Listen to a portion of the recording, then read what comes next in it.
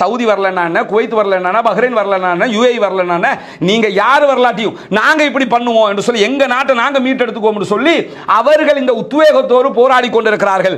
6 அரபு நாடுகள் 6 நாட்களில் அன்றைக்கு தோற்கடிக்கப்பட்டது.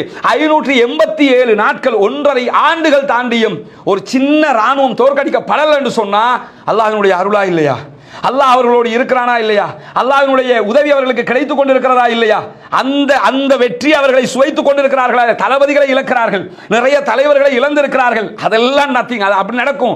யுத்தம் வந்துட்டா தளபதிகள் கொல்லப்பட மாட்டார்களா? எத்தனை தளபதிகளை இஸ்லாமிய சாம்ராஜ்யம் நபிகள் நாயகம் அவர்கள் உயிரோடு இருக்கும் போது யுத்த களங்களில் இழந்திருக்கிறார்கள். எத்தனையோ தளபதிகள் மரணித்திருக்கிறார்கள், ஷஹீதாகி இருக்கிறார்கள். அதுபோன்று காசாவினுடைய யுத்தத்தில் நடக்காதா? அதெல்லாம் நடக்கிறது. நடந்தாலும் அவர்கள் வெற்றியை நோக்கி சென்று கொண்டிருக்கிறார்கள் என்பதற்கு எது ஆதாரம்? நம்ம என்ன பாப்போம், 75,000 பேர் கொல்லப்படுவாங்க யுத்தத்தில், அது நடக்கும். ஆனா இதுவரைக்கும் தாக்கு பிடிக்கிறானா இல்லையா? இந்த நிமிஷம் வரைக்கும் ஏவுகணை அட்டாக் பண்றானா இல்லையா? இந்த நிமிஷம் வரைக்கும் ராக்கெட் தாக்குதல் நடக்குதா இல்லையா?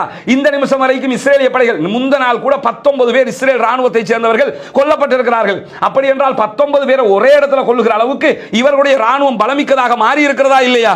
அதனால தானங்க அமெரிக்க ஜனாதிபதி டொனால்ட் ட்ரம்பை நேரடியாக பேச்சுவார்த்தை நடத்துறாங்க. கத்தார்ல வச்சு பேச்சுவார்த்தை நடத்தி எங்க பணைய கைதியை தந்திருப்பா, நீ ஆச்சு இஸ்ரேல் ஆச்சு எங்கால தந்துரு என்று எடுத்துக்கிட்டு போனானா இல்லையா?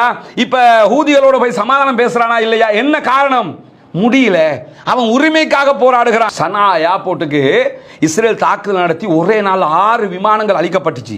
சன்னா ஏர்போர்ட் நீ அவ்வளவுதான், எல்லா ரன்வேயும் அழிச்சாங்க. நேற்று 10 நாளைக்குள்ள ஏர்போர்ட்டை பண்ணிட்டாங்க, திருப்பி செஞ்சுட்டான். ஏர்போர்ட்டை திரும்ப செஞ்சது மட்டும் இல்லாம ஏர்போர்ட்ல நேற்று ஐநாவினுடைய கானாவில் இருந்து வந்த ஐநாவினுடைய விமானம் தரையிறங்கிருச்சு.